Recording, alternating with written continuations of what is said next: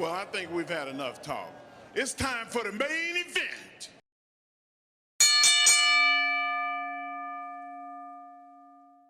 And sit down. Good evening, everyone.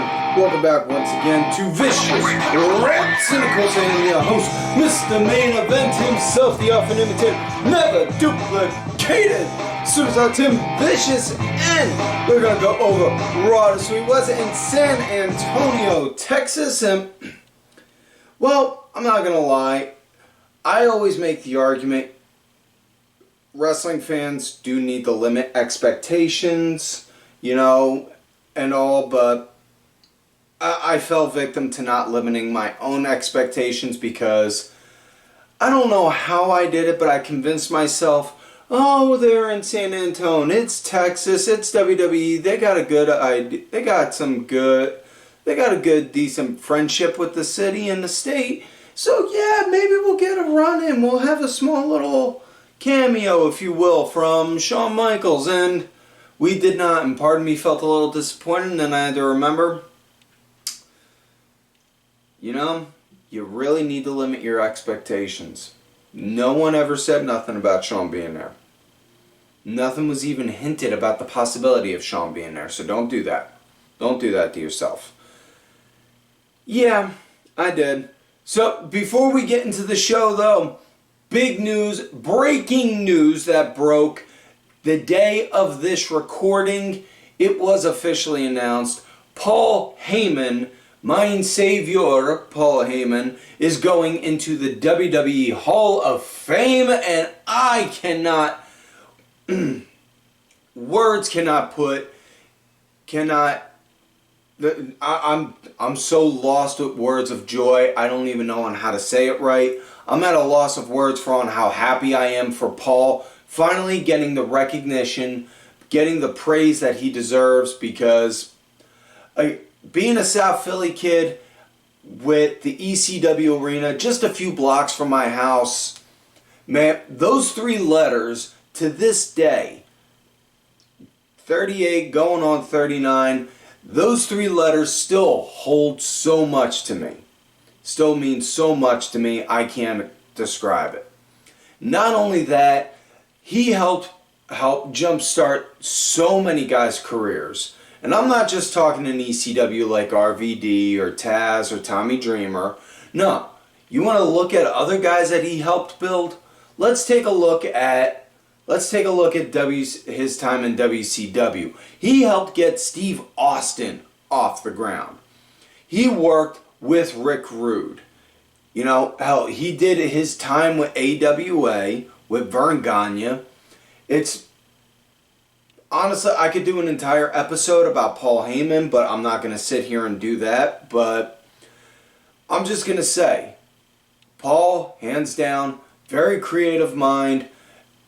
I'm so happy and absolutely love the fact that they're choosing to have him be inducted in the Hall of Fame in Philadelphia. It is so great to see. Thank you, Paul.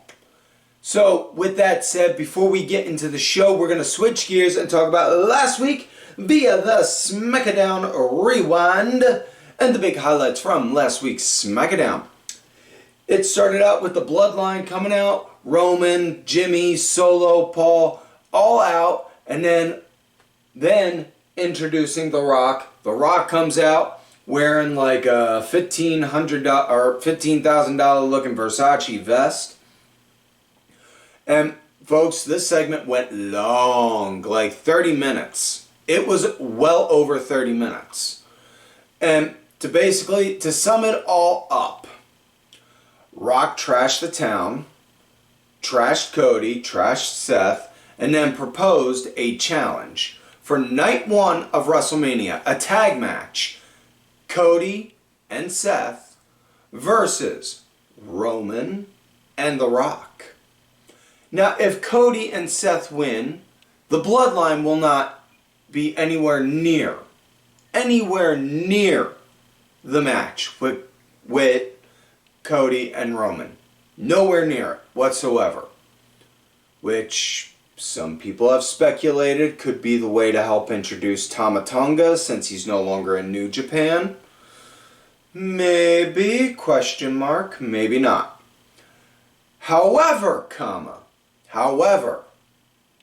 Rock said, not if, but when we win, we referring to Rock and Roman, then you and Roman will be contested under bloodline rules. Anything goes. Anything can happen anytime.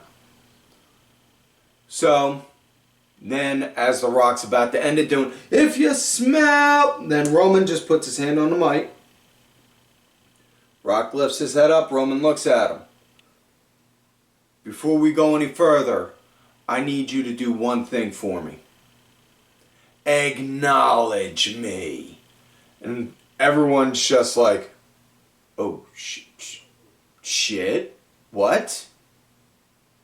And then The Rock just looks at him with a straight face.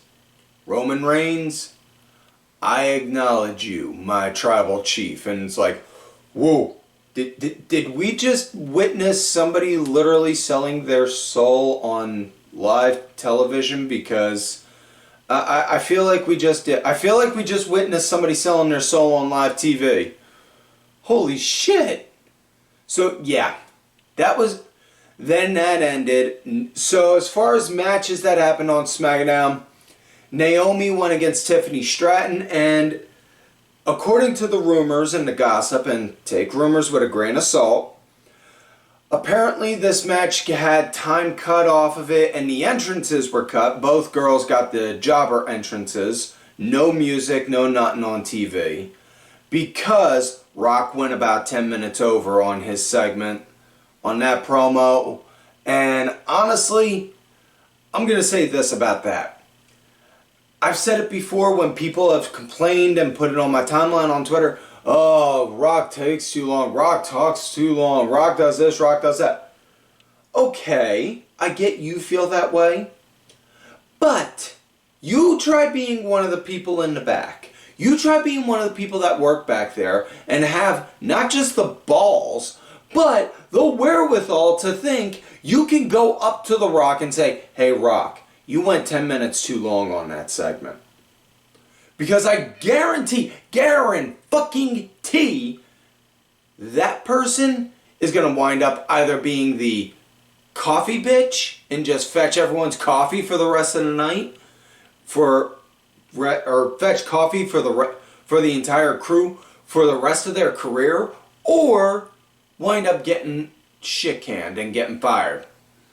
Because ain't no one going to want to tell Rock, no, listen, Rock, you went 10 minutes over, man. Short from you being, especially now with him being the chairman, being part of the board for TKO, you know? So, yeah, dude, if the boss goes 10 minutes too long, don't go complaining about it. So, yeah, Naomi versus Tiffany. Tiffany got the win. I'm okay with it because Naomi's already established herself as a top star. She doesn't need the wins right away. Tiffany is establishing herself with the main roster audience. I get it. I watch NXT. I know how good she is.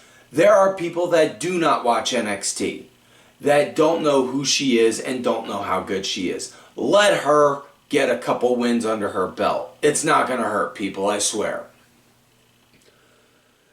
Then we had women's tag title action.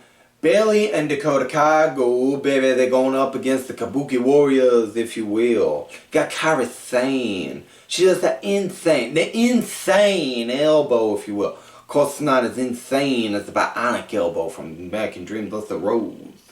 And then, oh, baby, you got Asuka. Asuka, honey. Asuka. She gonna spit that mist. She gonna spit that mist right at you. Okay, I'm doing way too much Dusty with the Kabuki Warrior thing. Don't ask me on where I got that from. I just thought of that right out of nowhere, thinking Kabuki and Dusty Rhodes. I don't know. The fuck. Yeah. So, decent match. It was going good right up until Bayley. She was getting treated like the punching bag. Went to go for a tag, and then Dakota just jumped off the apron like, fuck off. And then Bailey just then like, wait, what? And then getting the crap kicked out of her by Io, Asuka, Kyrie, and Dakota. So it was a trap. It was a ruse. Bailey was tricked. Flim flam. Stooped. Smickledorfed even. That's not even really a word. But yeah, Bailey got one over on. They got one over on Bailey, and my God, this is gonna help build her up to be even such a bigger, scrappy underdog babyface for her match at WrestleMania. And I am all frickin' for it, baby. Braun Breaker had a quick squash match against Zion Quinn, which honestly, I'm gonna feel I feel bad saying this, but I kind of forgot all about Zion Quinn altogether. Like, holy shit! Yeah. So yeah. Carlito had a street fight against Santos Escobar. It was a good match. Wound up seeing the return of Rey Mysterio came back. It was so good to see them. He got a really great pop for that from the crowd on that.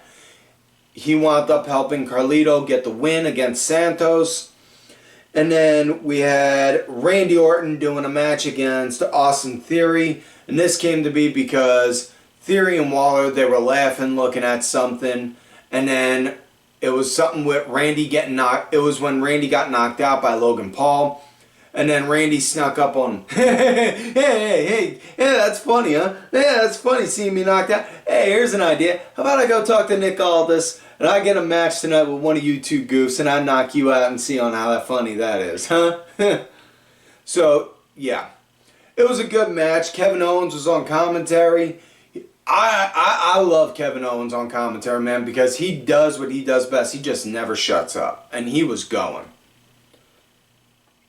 Randy got the win at the end. Owens came in to save Randy from getting a sneak attack on him. And then Randy and Owens like, yay! Cheering. Happy-go-lucky. Good guys win, bad guys lose kind of deal. Bing, bang, boom. So, yeah. Now, so with that said, let's get into this week's show, Raw San Antonio.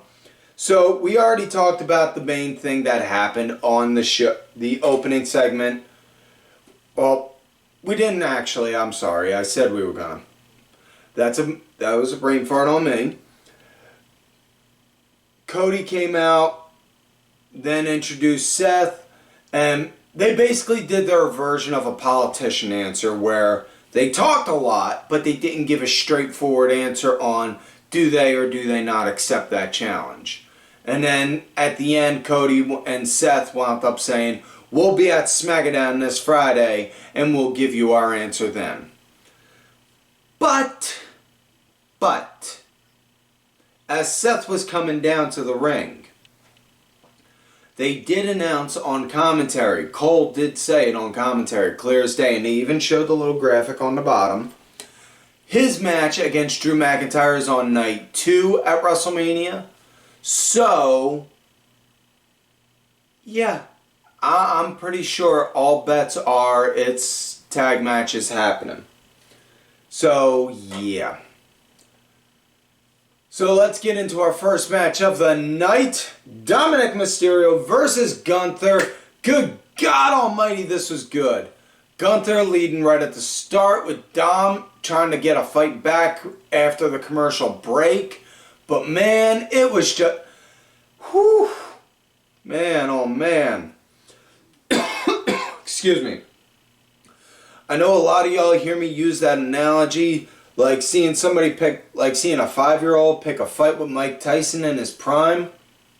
Well, instead of a 5-year-old, picture a 13-year-old picking a fight with Mike Tyson in his prime.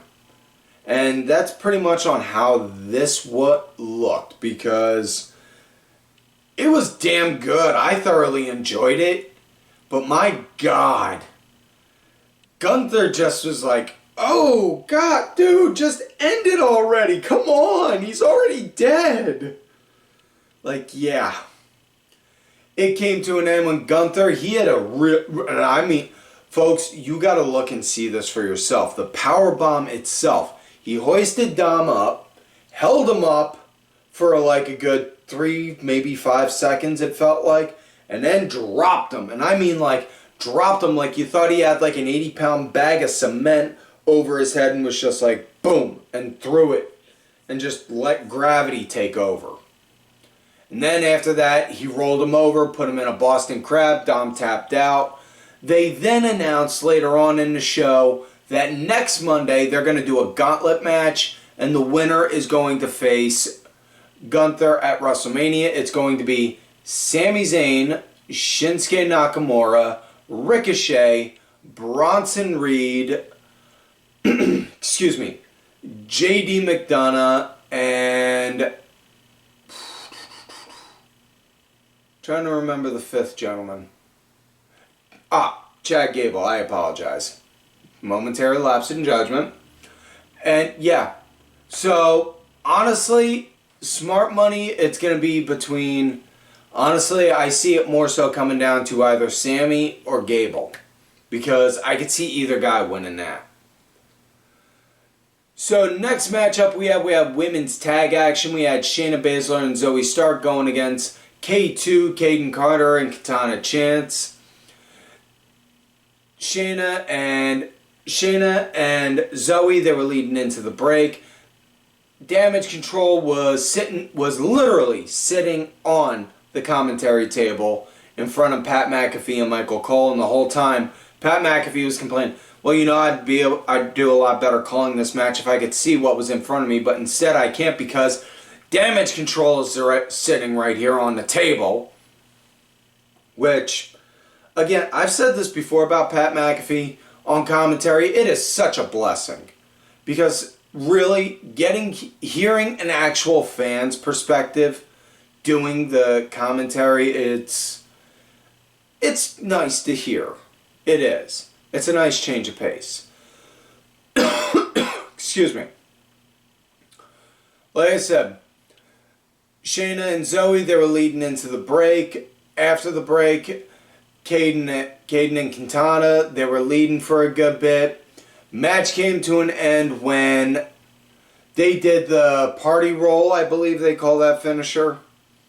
And then Kaden wound up doing it. Or no, it wasn't. Yeah, Kaden did it. And then as Katana then they went for the pin. Shayna pulled her out, popped her with an elbow. Katana started arguing, yelling at Shayna about it. Zoe wound up getting her for a quick roll up for 1, 2, 3. Afterwards, it was a stare down with Damage Control and Zoe and Shayna saying that, hey, listen, we get that you girls are defending your tag titles. You girls are going to be defending your tag titles at NXT on Tuesday. But next week on Raw, we got winners. So it's announced that Shayna and Zoe are going to have a tag title match against Asuka and Kairi Sane, provided they win the tag title match. So yeah, next up we got the man, Becky Lynch, going against Nia Jax. And Nia, she was dominating and leading right up into the commercial break. And man, I've said this before, but with Nia's return, I'm all for it because the way she's being billed and presented, instead of coming off as like this big, giant, intimidating monster in like an Andre the Giant or Kane kind of way, she's being presented as like a big powerhouse kind of monster. Almost like an Vader or a big boss man kind of way. And I'm all for that. Because she's not a giant monster.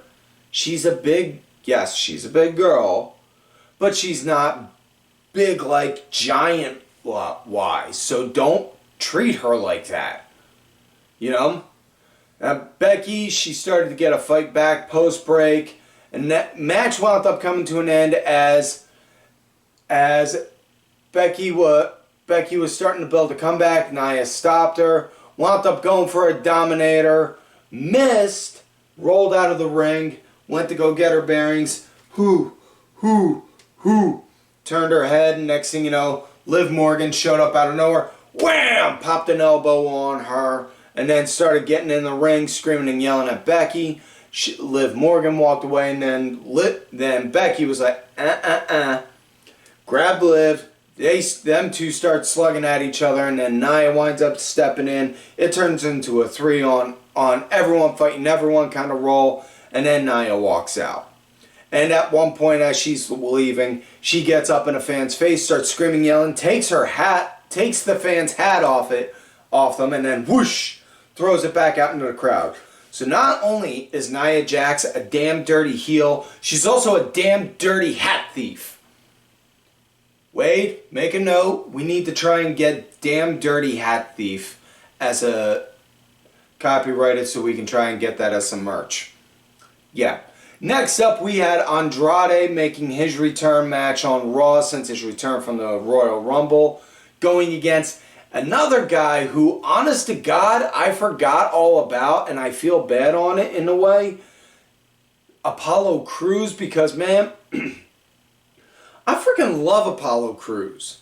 The guy can go, but I felt bad because I forgot all about him just because on how top heavy WWE is.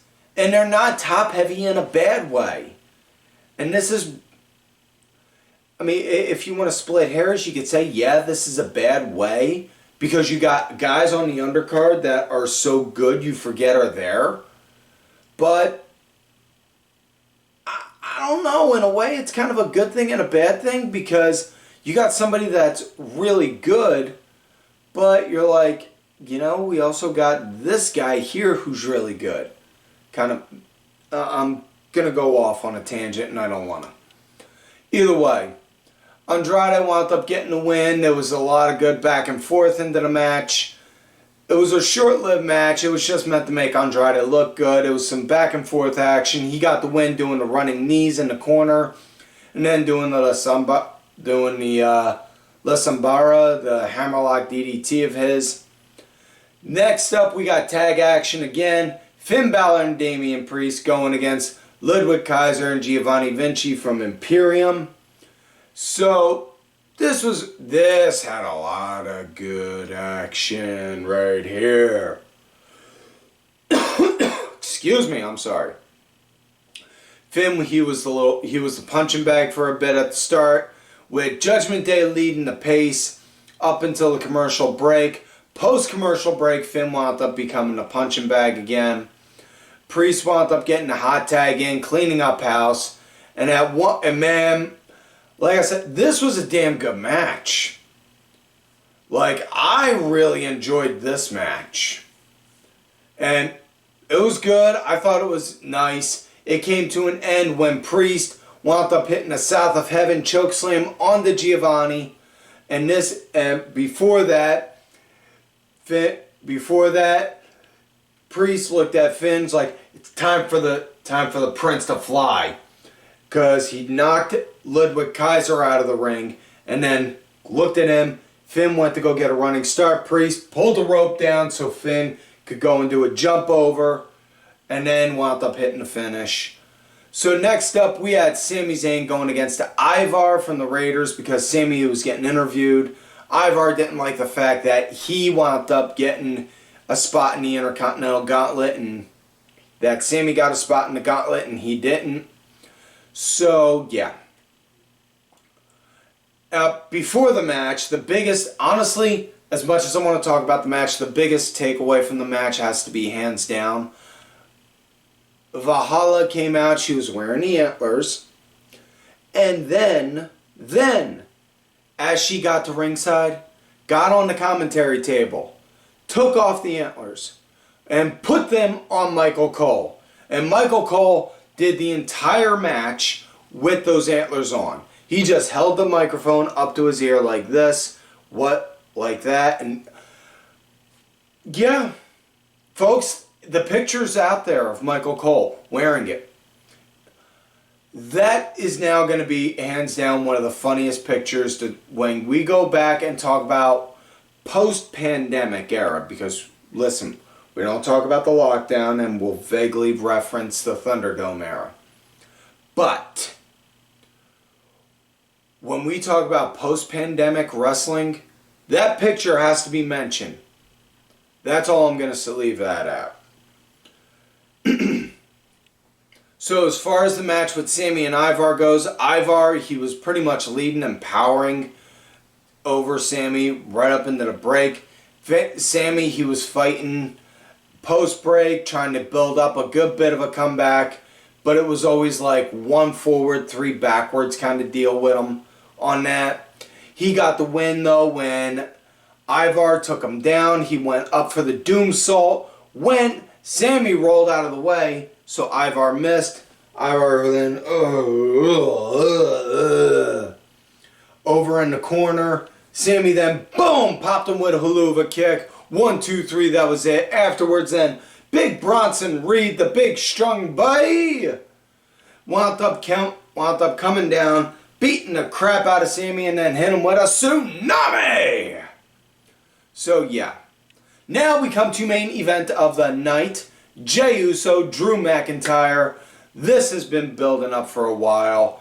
And Drew, he was leading right at the start, up into the commercial break, even got his face up into the camera as they're going to commercial break. Yeet!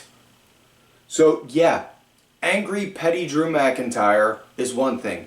Angry petty Drew McIntyre yelling yeet into a camera, well, that's just enough to make you be like, okay, I don't want to fuck with this guy. So yeah, I dug the match. I thought it was good. Drew, he was pretty much leading and dominating for a good percentage of the match. At one point, when Jay was starting to build a comeback, Solo Sikoa wound up coming out through the crowd, and then he's just standing there on the other side. And then that's when Cody's music hits. Cody comes down, runs down, starts throwing slugs at Solo, throws him over the barricade, and then starts chasing him off there. Jay starts building the comeback, winds up popping 1 or 2 super kicks onto Drew, getting ready to go and climb up to do the Uso splash. He looks outside. What's he see? None other than his twin brother, Jimmy Uso. So Jimmy winds up coming out, distracts Jay. Then Jay winds up getting popped with a Claymore. Bam! 1, 2, 3. Your winner, Drew McIntyre. Afterwards, then Jay winds up almost becoming a victim of a beatdown courtesy of Jim, but is saved by Seth Elizabeth Rollins because his middle name is not frickin' damn it. And then after he gets done saving him, then Drew comes back. Drew out of nowhere, boom, takes out Seth. So yeah. So the show ended with Drew standing tall and looking strong at the end. I got no problems with that, especially with their match coming up, especially with his match coming up at Mania. So, folks, I hope you enjoyed this show. If you're watching on YouTube, like the videos, share it, and sub to the channel. If you're listening to this on podcast, please make sure you hit that follow, subscribe button, and share this with other folks. We're out there on Podomatic, Spotify. We just got the approval for Apple Podcasts. We're also on iHeartRadio and Deezer. And folks, I can't express on how thankful I am to everyone that takes the time to watch, like, and listen to this show. Thank you to contributor of this show, LFC Lingerie Fighting Championship. There are a little bit of wrestling, a little bit of MMA, and a whole lot of attractive women wearing a little bit of nothing. Also, thank you. Also, folks, make sure to check out whatamaneuver.net for some vicious rants apparel. We got t-shirts, long sleeves, tanks, toddler shirts, and baby onesies. Perfect gift for somebody you love, somebody you hate, or something to just get to give to goodwill and hold on to your stuff. Don't forget to follow these cats right on Twitter. DSB_IV main event _net, the main event wrestling network account. Sergeant Curry Pants 3 Count Thursday, D Dryer 1986. Look for me on the Twitter at Team Vicious as well. And folks, like I always tell you and like the shirt says, if you love me, great. If you hate me, well, And sit down. fuck you.